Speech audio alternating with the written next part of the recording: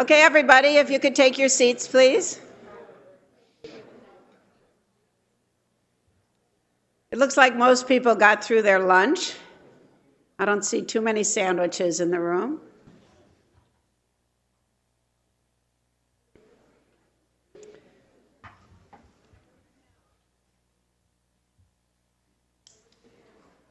My name is Ann Reynolds. I'm with the Center for Cooperatives at the University of Wisconsin-Madison, and very proud to be here with our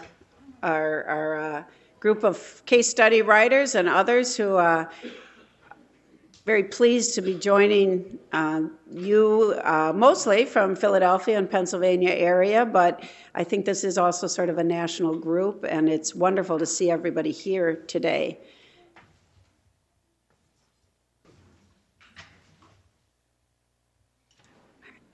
I have the pleasure of introducing Paul Soglin. He's the mayor of the city of Madison. He's my mayor, and I've known him for a long time. Paul Soglin was elected for his first term as mayor in 1973, and I was at his campaign at the headquarters when the victory celebration, I guess. And prior to that, he had 5 years on the city council. So when he was elected as mayor, he was about 28 years old, and it was at a time of some really interesting things in Madison, Wisconsin.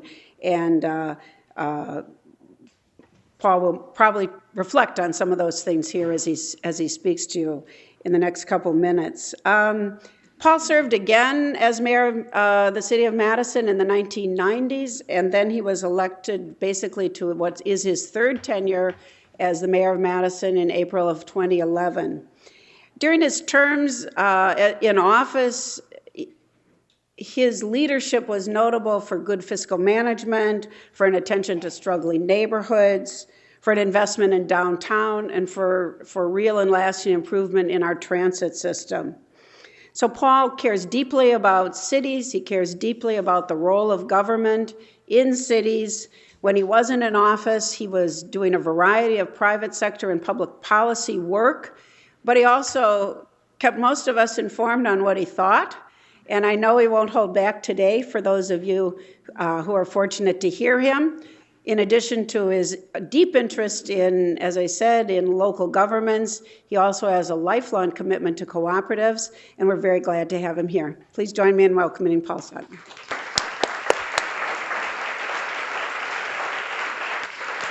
Thank you, Ann.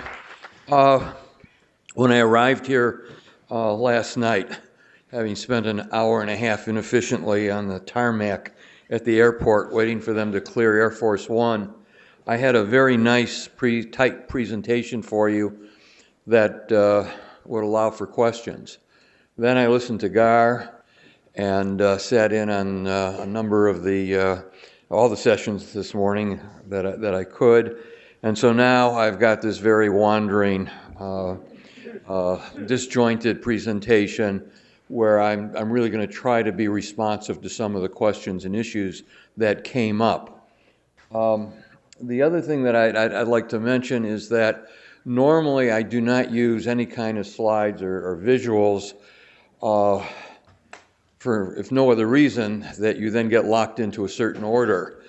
And I said, okay, I'm going to be different this time. I'm going to be like everybody else. And so I put some together here, and now, of course, they will have absolutely nothing to do with the order in which you're going to see things.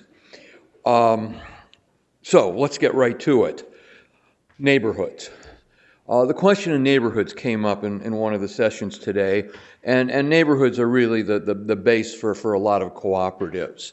And I think there's a couple of things that ought to be noted about neighborhoods. The first of which is you should take down the name of John McKnight. When you get to John McKnight and you find somebody else's name in front of his in terms of publications, and you see a reference to Northwestern University, you know you've got the right John McKnight.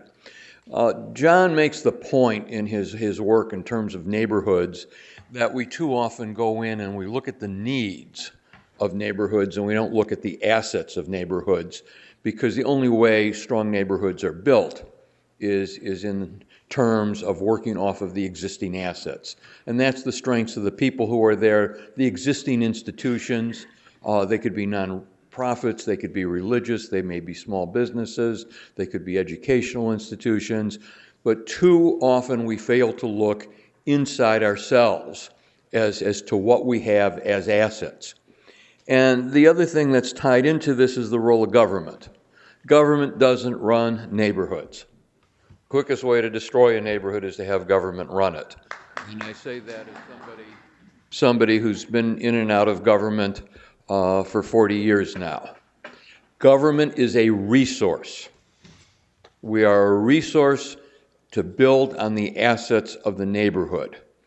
And one of the things we do in terms of organizing staff in the city, not all of our staff, but certain key people who are in the neighborhoods, we call them neighborhood resource teams. They don't run the neighborhood. They are a resource. They are police officers, they're public health nurses, they're housing specialists, they're employment specialists, folks from Equal Rights Office, from my office. We are a resource. And one of the things that's got to be understood about neighborhoods is that it doesn't do any good to have what we would call good values. There are plenty of neighborhoods throughout this nation who have crumbled, neighborhoods that were inhabited by people with good values. You have to have a second element to it besides the good values. You have to be prepared to fight for them. The folks in the neighborhood have to fight for those values. The second thing that came up in a couple of the sessions was questions about food and how food plays into our communities, particularly because so many cooperatives are involved with food and food policies. In many of our cities now, in our counties, we are beginning to see food policy councils. And I guess the one thing I would suggest is if you're a cooperative with a couple of hundred members, don't try to solve the food problem by yourselves. You can do some stuff, you can act locally, but become part of a larger network that is going to change the way we look at food. And I'm certainly changing the way I look at food. I'm now not only looking at it as a question of health and nutrition, but as an instrument to change neighborhoods. If you think about it, relatively active and prosperous neighborhoods have good access to food, whether it be fresh produce at a market or the kind of restaurant where people gather. It may be in a small town, it may be in an active urban neighborhood, but they have kinds of restaurants where people gather. You know you can see certain folks at a certain time of day or night. Nobody's rushed out. And if you come into Madison, for example, on a Wednesday or a Saturday morning to one of the downtown farmers markets, you will see owners of local restaurants that are just 2 blocks away, pulling little red wagons that they're filling up. And if you want to know what's going to be on the menu the next few days, you just watch them as they go from stall to stall. But the point is, if what characterizes strong neighborhoods is good access to food, can in fact the tail wag the dog? By introducing food, good, healthy, nutritious food, whether it's in markets or restaurants where you can sit down and enjoy your meal, can we now strengthen those neighborhoods? And I'd suggest that we can. And in fact, one of the first examples that you'll get to in a case later, as soon as I'm out of here, is the Mifflin Street Co-op. That is the Mifflin Street Co-op a couple of years ago. It's at the corner of Mifflin and Bassett. You're looking down Mifflin Street. By the way, for all of you here in the state of Pennsylvania, you have to understand, you all know who Mifflin is, correct? You've been through Mifflinville, correct?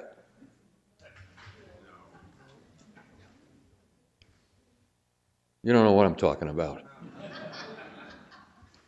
All of the downtown streets, with a couple of exceptions, like State Street and University Avenue, are named after signers of the Constitution. So come to Bassett, Mifflin, Broome, Fairchild, Pinckney, and so on. Anyway, Mifflin is one of yours.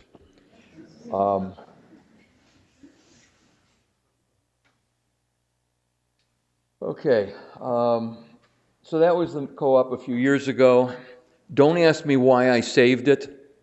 The co-op was founded in January of 1969, and you'll see my membership card expires the following January of 70. I still have it. I guess the point is this: co-ops may come and go, but the legacy of a cooperative, at least in our community, and this is one of the points that I'd like to address for a few minutes, is really significant and substantial. Because when you look at the Willie Street Co-op, yes, Williamson signed the Constitution, or you look at Union Cab, much of what we've seen within the community in terms of building cooperatives were people who learned their lessons at Mifflin Street. Now, I don't know what this next slide is. I don't even know how to get to it. I forgot what I just did now.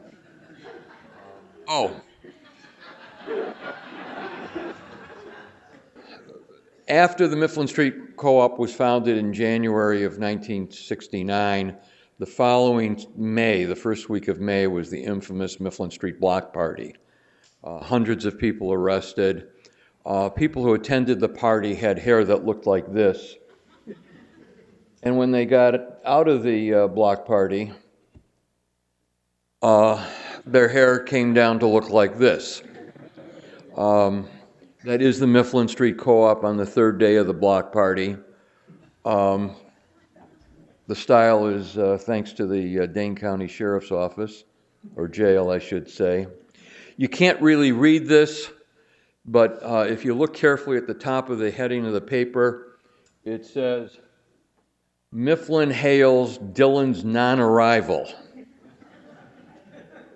What had happened was a sign had been posted saying on Saturday morning Bob Dillon was going to appear.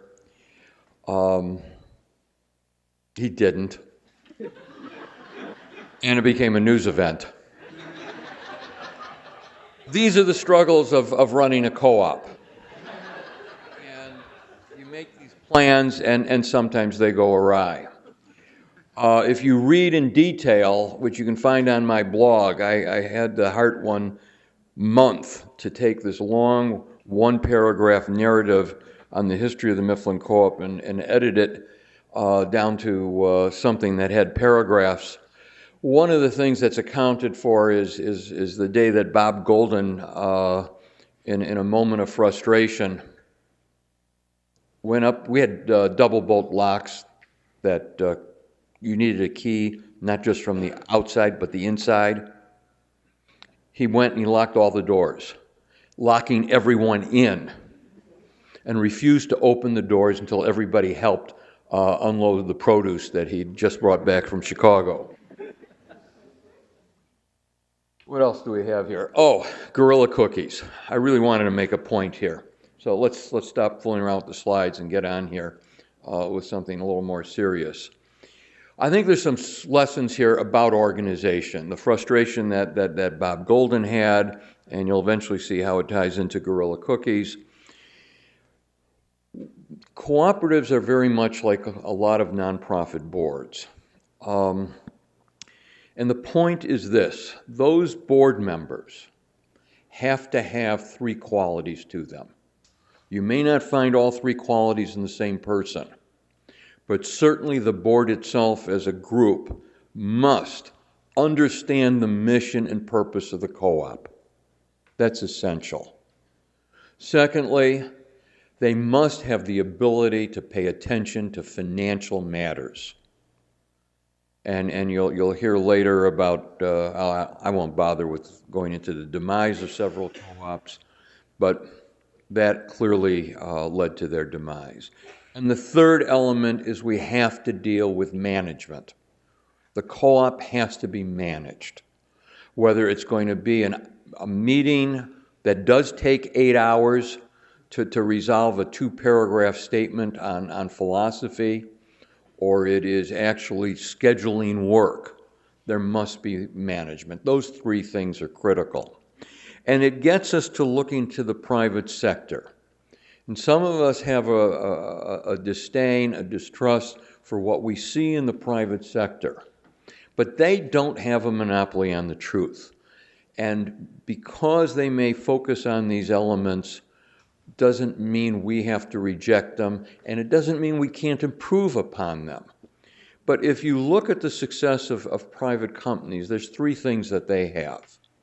The first is they have a good idea in terms of whatever it is that they're trying to accomplish.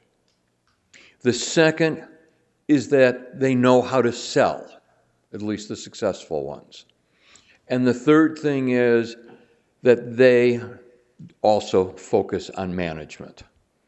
And cooperatives, to be healthy, to serve their purpose, and to have to meet their obligation to their members, have to focus on those 3 items. Now, the reason for the Gorilla Cookies is because, at least in Madison, Gorilla Cookies were an essential element to the evolution of co-ops, as was, by the way, Coca-Cola. And let me go back to the Mifflin Street Co-op for a moment and mention that we were the largest seller of Coca-Cola products in the state of Wisconsin, that little grocery. And one day we shut the door on Coke. We just said no. That was probably more controversial than the decision to not sell cigarettes. But the question of health, the question of who we were partnering with in the business world, all were critical to those decisions. But let's not stop with looking at Gorilla Cookies. And I want to talk now about the environment and build off of something that Gar was addressing. I don't want to embarrass anybody. I won't ask you to raise your hands. But just, have any of you shopped at Home Depot lately? Home Depot's trying to kill you. Okay? That's the bottom line. Home Depot, Amway, here in Wisconsin, Johnsonville Sausage, these companies are taking our money and trying to destroy us. And we simply have to say no. And it's not good enough to say no. We have to present alternatives. What they are doing is they are taking the profits that they make from us and they're putting it into the U.S. Chamber of Commerce, who's then funneling the money into either Americans for Prosperity or some organization like with some fancy name like Americans for Judicial Tort Reform. Let me tell you about Americans for Tort Reform, or whatever that they named it last month. That organization did an evaluation of the judiciaries in each and every one of our states. And they ranked how good the state's judicial systems were. Here's what you don't know. The ranking was based on an evaluation of 1,000 people, 1,000 lawyers, 1,000 in-house corporate lawyers. And that goes under the name of an evaluation that will now be published by your local Chamber of Commerce, your local manufacturers organization, in terms of trying to sway public opinion. Grover Norquist meant it when he said that he wanted to shrink government down to the size where he could drown it in a bathtub. But there's more to it than that. It has to do with those 400 people that Gar spoke about who have as much wealth as, 180 million? I mean, it's so staggering. And what I don't understand, and Gar alluded to this, is they ought to be a little worried if they really do form an oligarchy in this country about people eventually rising up in a very angry way. But there is an alternative. And just as there's small co-ops and little bakeries that do guerrilla cookies on a local level or produce for the local public market and for the local cooperative, we can look at bigger and larger models. We have to think bigger than guerrilla cookies. We need hardware stores, lumber yards. We need to expand how we think about cooperatives. We are tremendously powerful when we do pay attention, when we do focus on our mission and our financial management and the other aspects of organization. We do very well. Look at the credit unions. Look at Union Cab in Madison. Look at the other worker-owned cooperatives. It can be done. We also have to embrace new and different models. There are things out there that you wouldn't call cooperatives, but it goes also to the question of youth. In Madison, we've got something called Sector 67. How many of you have seen Mythbusters? Sector 67 is what happened when the hoodlums in high school who did nothing but tinker with cars got master's degrees in mechanical engineering, no computers better than any of us, and then set up this bizarre shop and do all of these just impossible, dangerous things. Not only that, they invite in high school students. Sector 67, for $100 a month, will provide you with a desk, a little store, for $200 a month, will provide you with a desk, a little storage space, and access to all of their equipment. And I'm not talking about handheld drills. I'm talking about things that are twice the size of this table in terms of height and width, and I don't know what they do. For only $100 a month, you don't get the desk and the space, but you do come in and you can use the equipment.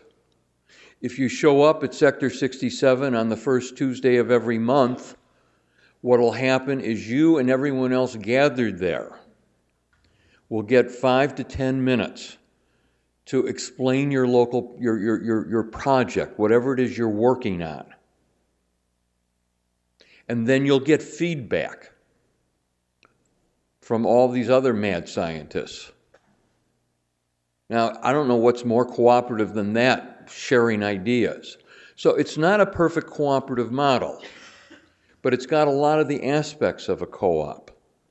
We've got to think about these kinds of models as we expand, and maybe we've got to go to folks who think of places like Sector 67 and ask them, would they think of embracing the co-op model? Because when the fellow who is the leader, who really thought of this idea, when he moves on, how will it survive?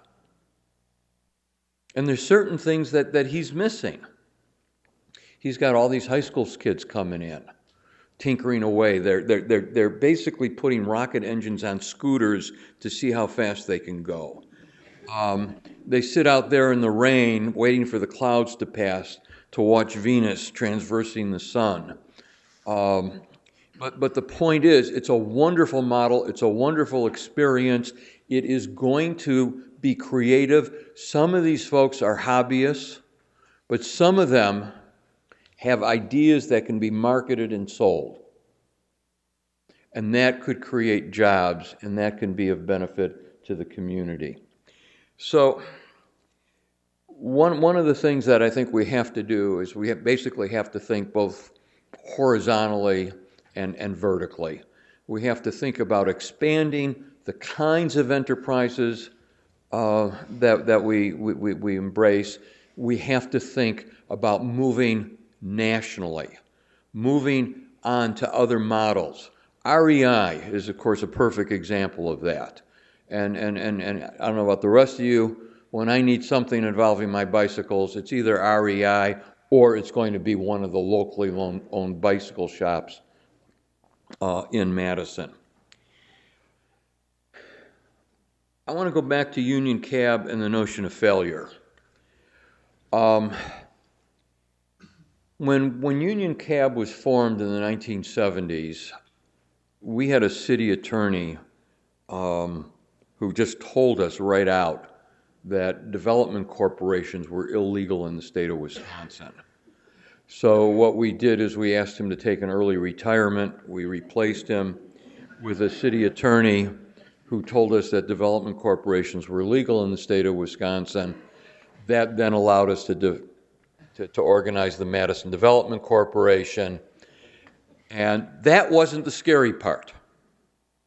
The scary part was providing the funding to Union Cab. I want you to think about it.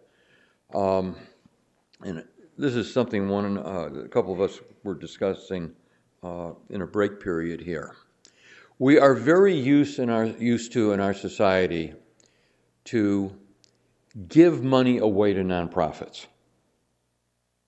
In fact, during that era, we created a very elaborate and sophisticated system for funding everything from child care programs to English as a second language program. But traditionally, particularly in a progressive state like Wisconsin, and this is characteristic of the left, we do not have a warm history about the relationship, the financial and power relationships between government and the private sector. It really wasn't in our vocabulary till well after World War II. And so that probably well-deserved mistrust, whether it goes back to the days of the railroads and the robber barons, and folks walking with suitcases of money literally onto the floor of the legislature in Albany and New York. We don't have a lot of experiences. And we find it actually easier to give money away than to make investments on the private side. And those private side investments, that includes cooperatives.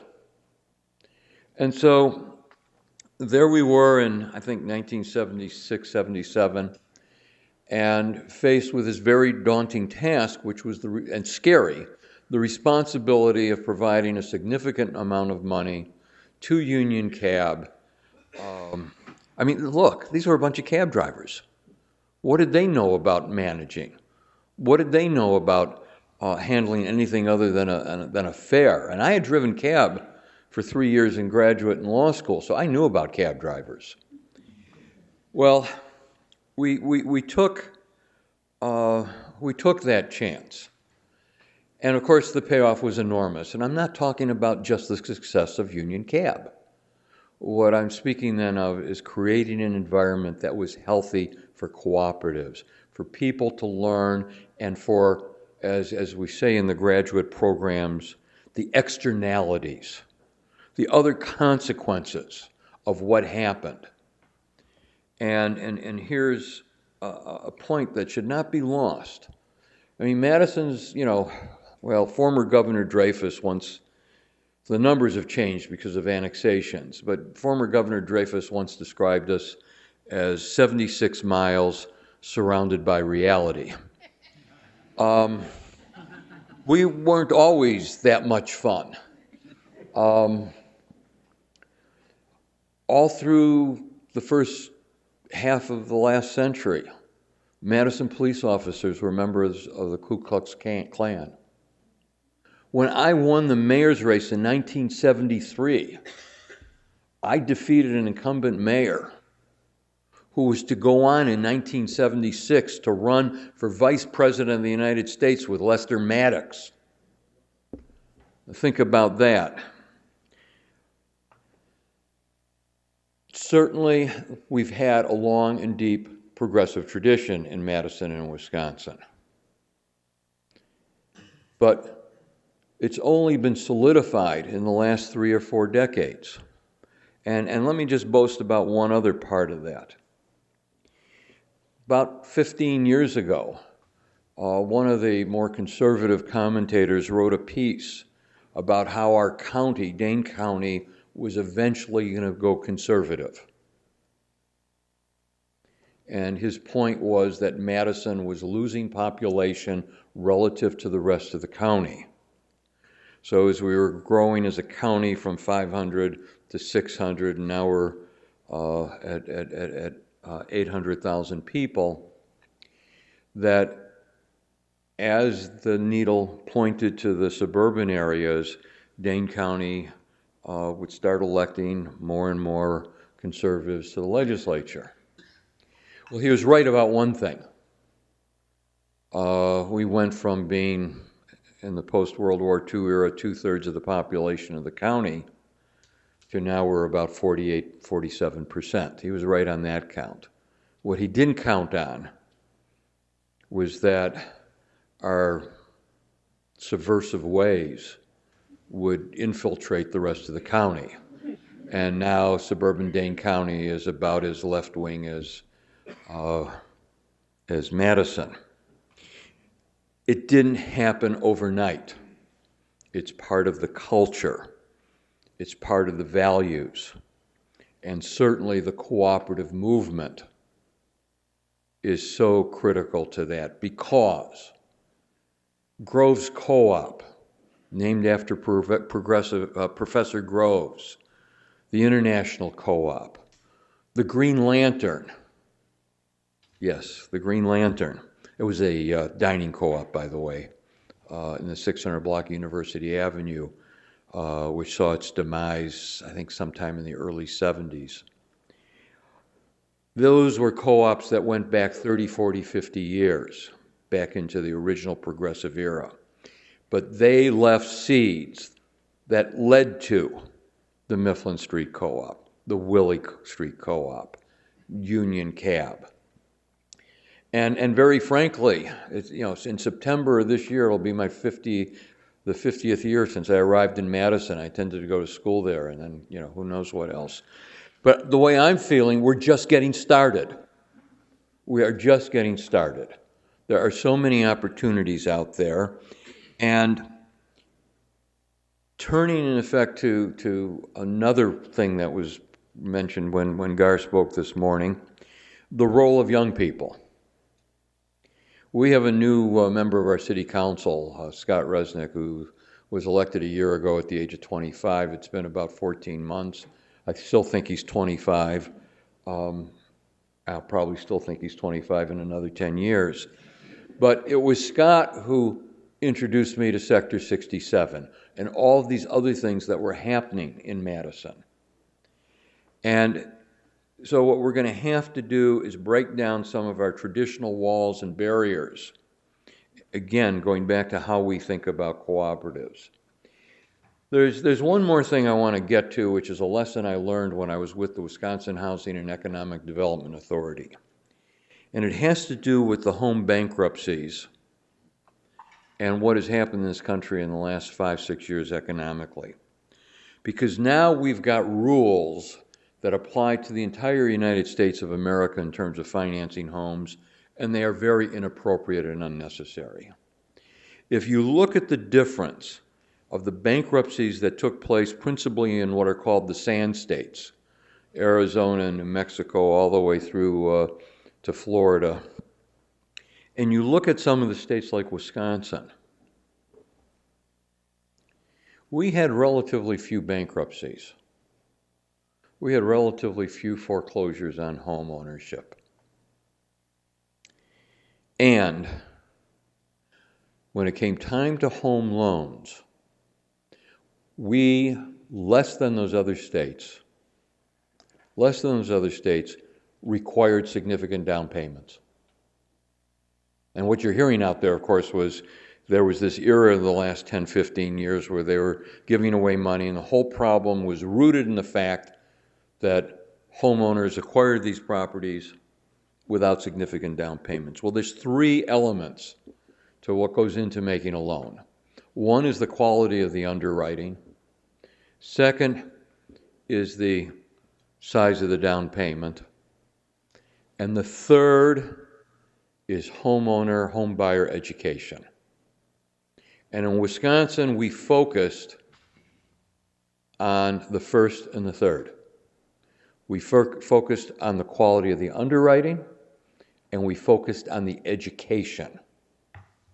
And what is one of the main elements of the function of a cooperative? It is, in effect, consumer education, buyer education. And I don't think in our discussions we focus on that enough, because the lessons learned in terms of a food co-op, in terms of a workers' co-op, in terms of any of the kinds of little buying clubs that we've got, is there's an element of education which is so critical. I used to think that there were 5 critical elements to success for a household: transportation, housing, access to quality health, access to child care, and the education, job training element. And I'm now convinced there is a 6th, and that 6th is financial literacy. And nowhere in this country's last 100 years has financial literacy been so important as in the cooperative movement. But we don't do enough of it. I don't know where this fits in. This is the side of the Mifflin Street Co-op. It's one of the many murals. It has something to do with health and life and quality food. I guess I'm at the end.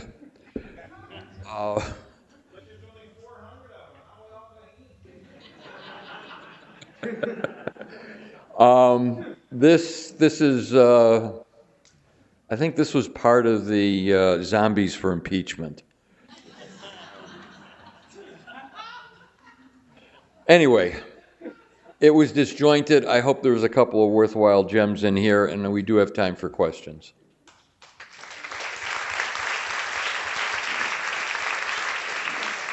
By the way, don't eat the rich. Form a cooperative. It's far more lasting and far more nutritious. You can,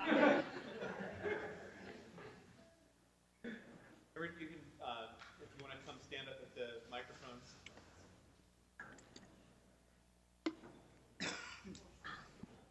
We have 20 minutes for question and answer. Hi, thanks.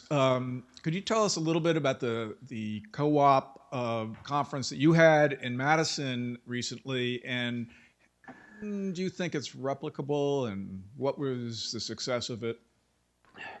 I had very little to do with it. I made a promise to hold it and turned it over to Ann and her friends, and they went through all the aggravation. What was there, 17 registrants 3 weeks ago?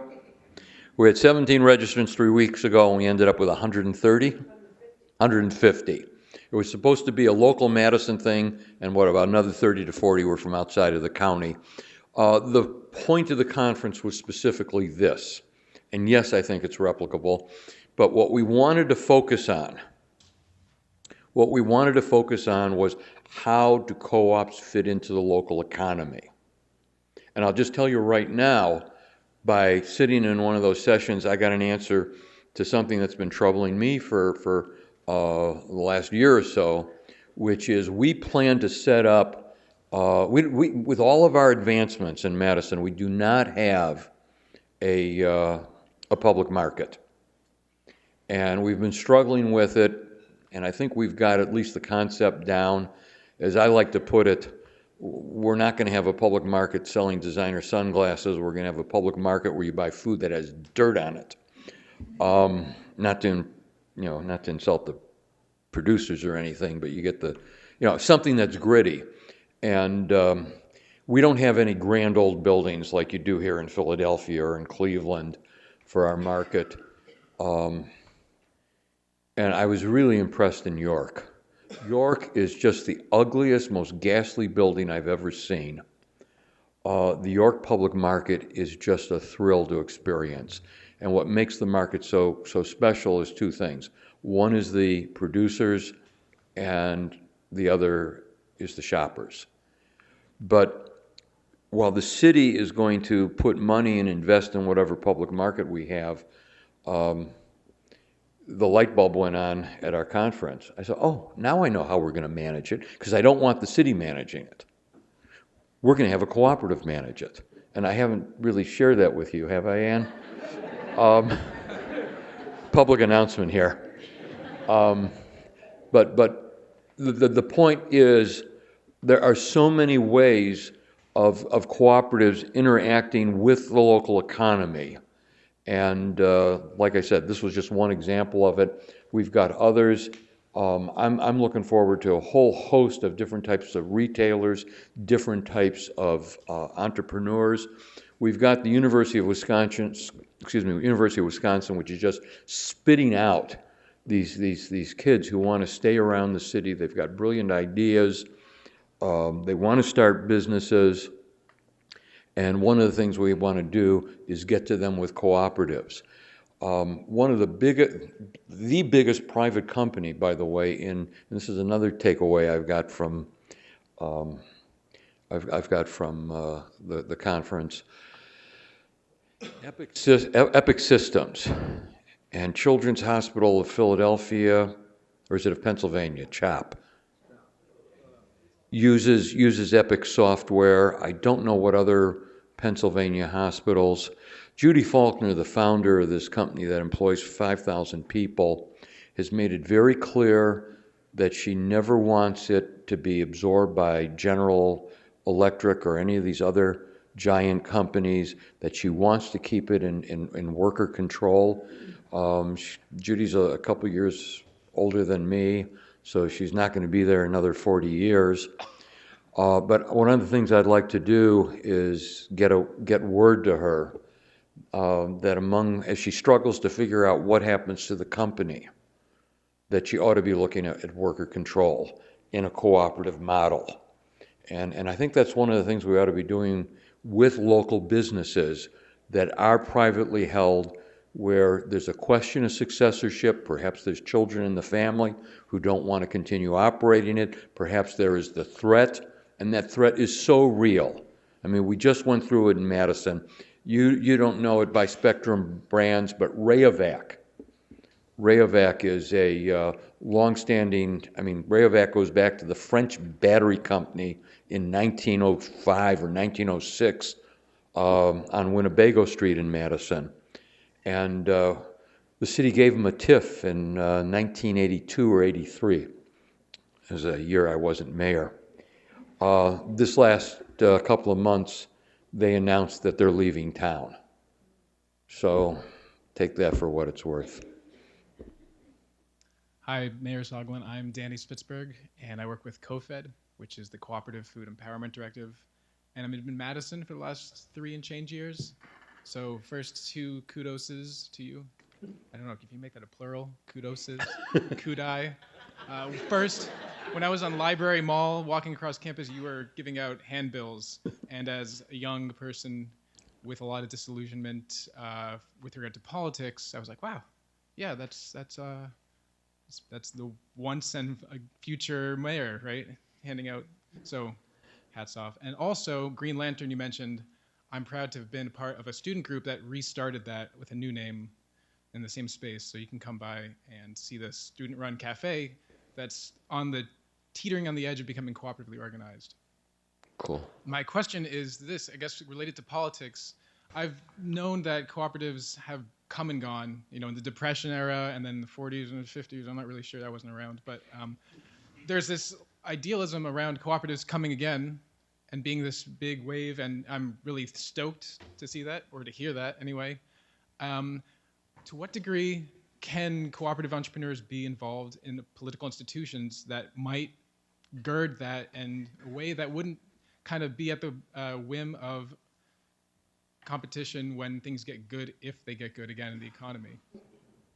Well, let me answer a couple different ways. First, I was involved, obviously, with the founding of the Mifflin Street Co-op. When I was mayor, we funded Union Cab. I really feel that over the years that I've been in office that I have not done enough. That I now look back and I look at all these missed opportunities.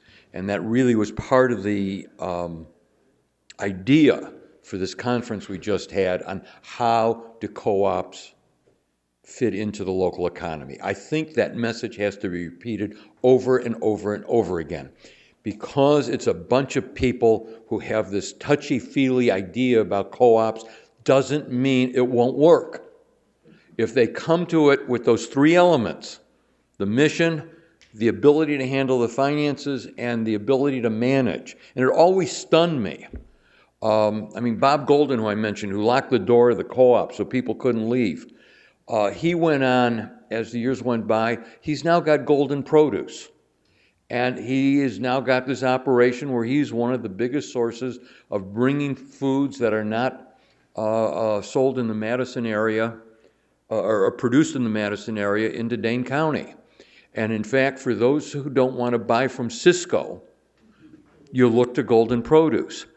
But it's thinking about this kind of economy every step along the way and encouraging it. When we talk to university students who are going out, and some of them will eventually not work for others, but will start their own business. All of the SBA stuff, what's the focus? It's a classical corporate model. It's not cooperatives. And I think that we've got to beat that drum constantly.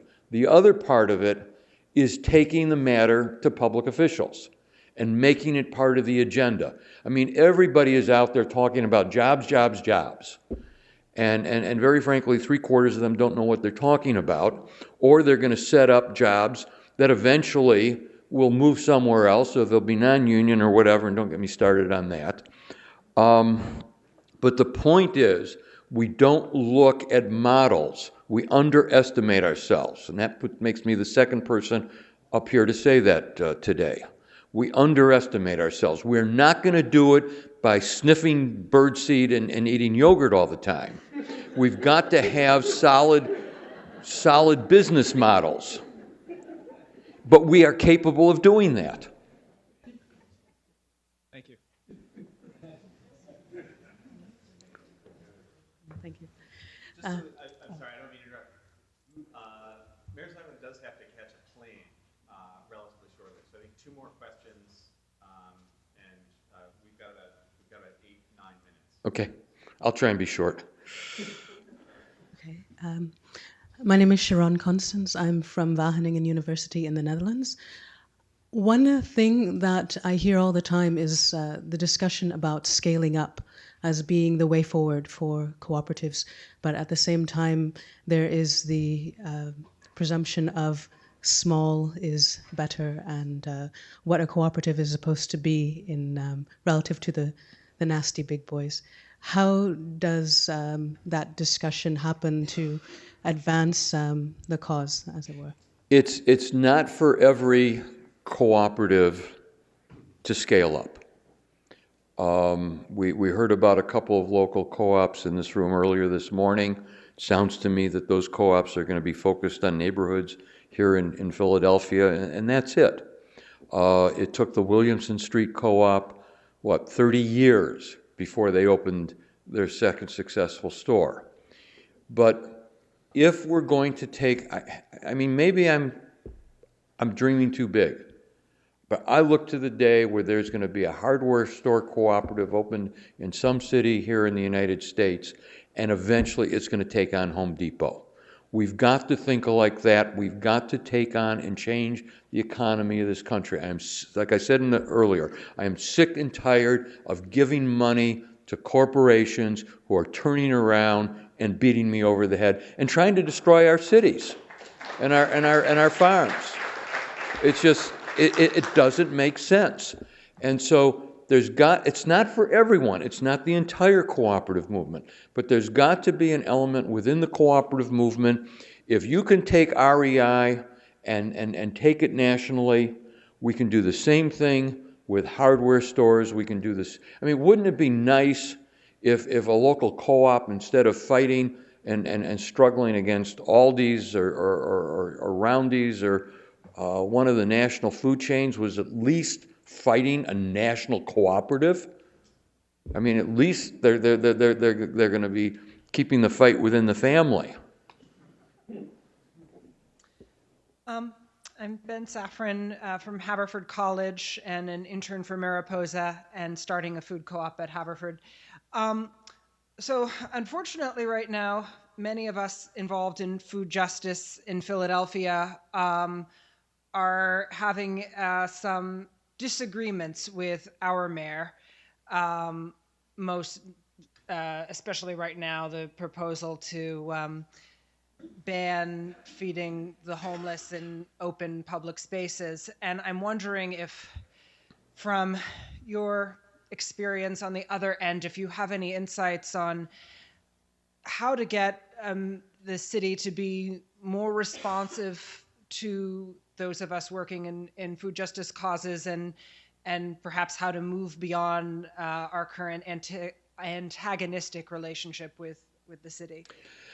Okay, let me answer by pointing out I had my own, shall we say, disagreements with the local Occupy movement in Madison, particularly after it became principally a homeless movement. One of the things when we deal with the question of compassion I feel two things I feel very, very firmly about. One is there has to be building.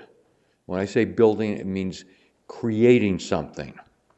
And the second part of it is that we can't ignore some of the challenges. Well, let me go back. I want to go back actually to Mifflin Street and the co-op.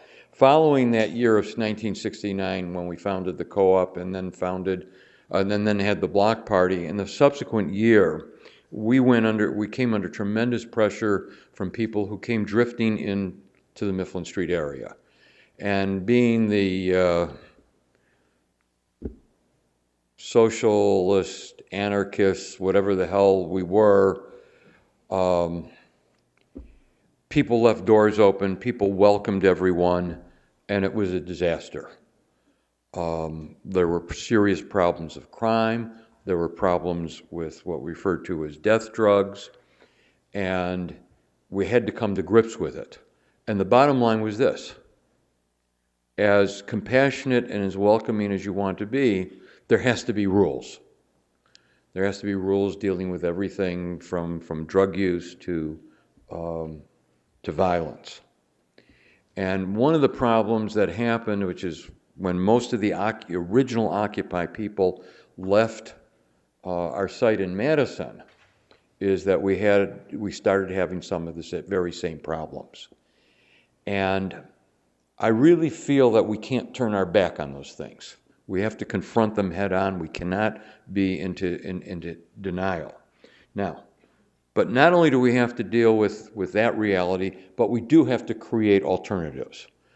And one of the great lies in the history of this country took place in the mid-1980s when most of our states, well-intentioned, started deinstitutionalizing many of the mental facilities. Then, on top of that, basically the Reagan administration dismantled public housing and left us with Section 8. And vouchers are real nice in the theoretical capitalist world that they work in, but they don't provide decent housing. They provide access to whatever is available. And so as we go into the 1990s, what we're left with in this country are two significant groups who do not have adequate shelter. One is low-income households, and the other is folks with mental illness and drug dependency problems. And that well-intentioned move in terms of state governments to close down the major mental health institutions, that promise was a fraud because there was supposed to have been follow-up with community-based facilities.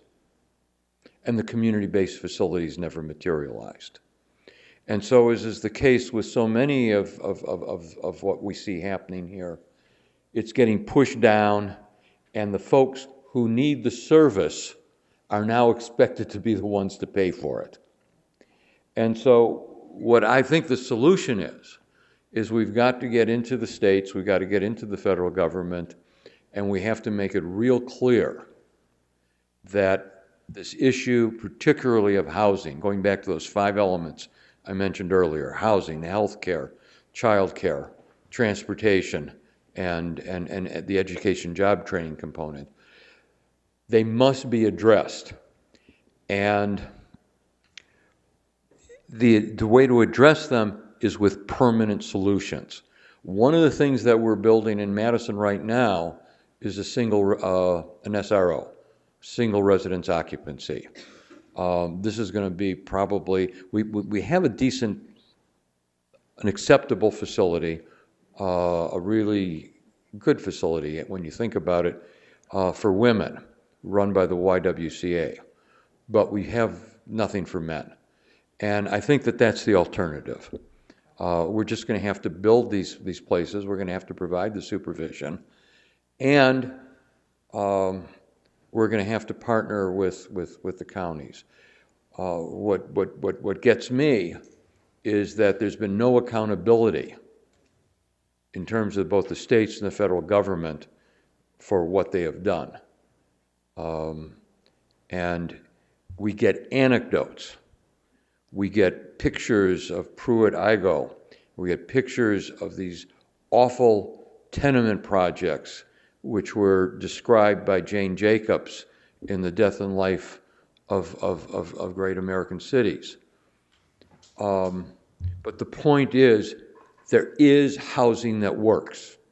There are paths that take people from, and by the way, cooperative housing is one of them.